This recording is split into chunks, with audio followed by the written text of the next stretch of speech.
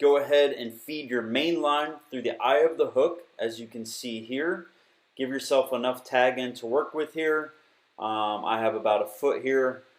Go ahead and form this loop. This is the most difficult part of the knot. You want to form this loop, and then you're going to do about 4 to 6 turns here, depending on the size diameter of the line. If you're using bigger diameter, you're going to use less loops. In this example, I'm using a piece of string that's a little thick, so I only used 4 loops.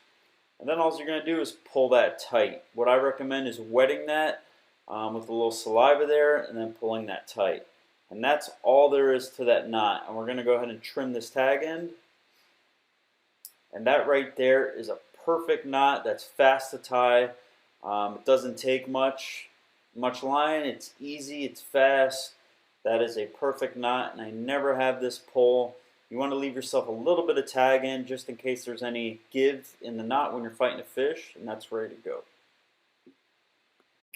Now the next knot I'm going to be tying here is probably the knot I use 80% of the time. It is a loop knot.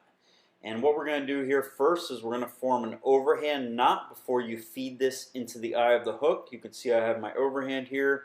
Then I'm going to go through the eye of the hook with the tag end there. And now I'm going to feed the tag end directly back into this overhand knot here. As you can see, it forms that nice little loop here. And then all I'm going to do here is I'm going to make 2 turns.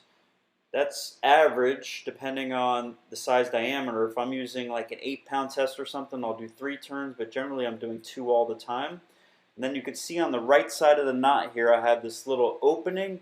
I'm going to go ahead and feed the tag end through that opening in the right hand side of the knot, and I'm going to pull that tight. And there we go, pulling that tight, pull that tight at the tag end, and then also pull tight at the hook. And you can set the size loop you want here. I made it a little bit bigger for demonstration purposes, but I generally make it smaller than this depending on what kind of fishing I'm doing. So that's the loop knot. This is an awesome knot because it allows the hook to freely move when you're fighting a fish like a sailfish, a mahi, or a tarpon, and they're really erratic and jumping around. The hook isn't as likely to pull when you have this kind of give, inside the loop here. So that's a pretty awesome knot to know.